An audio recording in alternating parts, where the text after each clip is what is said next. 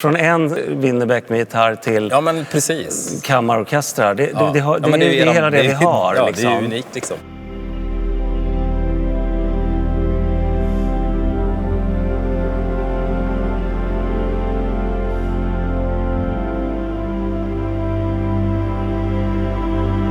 Vart är det vi är nu?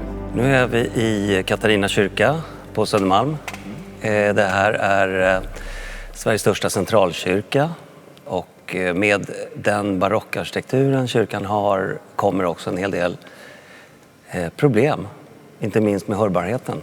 Ni har ju en ganska bred verksamhet som både är traditionellt högkyrklig och kanske modern som konserter och så. Ja, det är en väldigt uppbokad lokal det här om man säger. Vi har mycket konserter som du säger, vi har mycket körverksamhet, vi har mässor som inte sällan är helt fulla. Många människor som talar och pratar här som tidigare aldrig brukar tala inför andra. Så att det gäller att ha ett bra system så att spannet täcker allt ifrån en person kanske till 300. Det kan också vara etablerade artister, många som kommer hit. Och då är ju finessen och idén mycket med att vi ska upphandla en sådan utrustning som gör att vi slipper att varje gång det kommer en etablerad artist eller människor som har lite högre krav på ljudutrustning, att de måste ha med sig egen utrustning som vi måste installera och synkronisera och justera så att säga.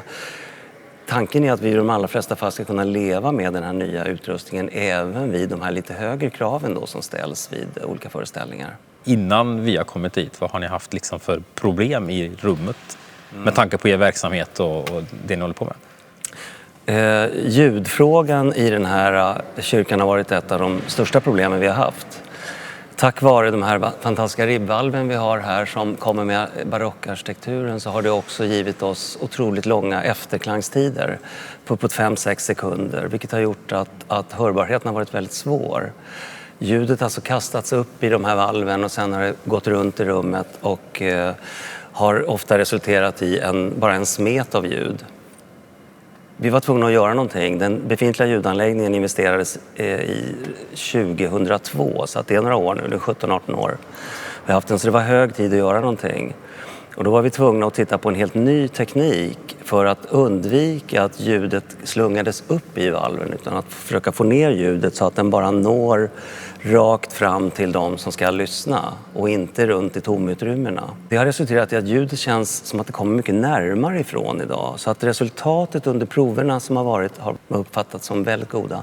Både av de som har lyssnat men också av de som har talat. Man måste tänka på att många av de som talar här inne kan vara första gången man ställer sig upp och talar inför stora åhörarmassor. Och då är det också viktigt att systemet är tillåtande. Och också kan vara felavhjälpande ibland. Och det har vi uppfattat att systemet har givit en stor förbättring. Vi har jobbat med systemintegration i kyrkor en längre period och vi har stött på olika typer av linjestrålande högtalare.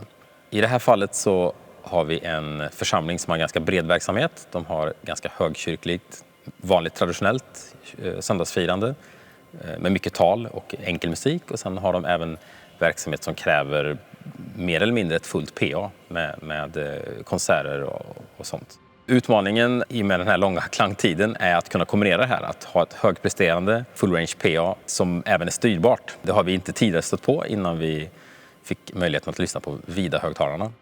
Traditionella pelarhögtalare har ju oftast för- eller nackdel att man får tumma på kvaliteten. Att man får ofta en god taltydlighet. Och kombinationen av att kunna ha god taltydlighet gör ju ofta att man får sämre frekvensåtergivning helt enkelt.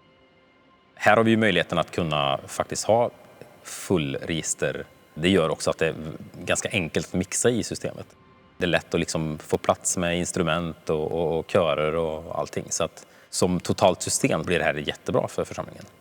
I och med att vi har en väldigt problemfylld akustisk bild här inne i det här rummet med flera av de här stora ribbvalven så är ju tekniken en viktig del, en viktig hjälppusselbit för att vi ska komma runt det här. Och då var ju det just att vi skulle kunna rikta ljudet så att det inte går upp i valven och skapar en lång efterklangstid. Utan att vi ville få ner den så att det upplevs, precis som jag sa, att ljudet kommer mycket närmare. Detta i kombination med att det måste rent estetiskt se snygga ut. Det här är en kulturmiljömärkt byggnad och då kan vi inte installera vad som helst. Det måste vara snygga, vackra, vackra detaljer då som vi installerar här. Och vi tyckte att de möjligheterna det gav, det resultatet som levererades plus det rent estetiska uttrycket tyckte vi blev en väldigt lyckad kombination.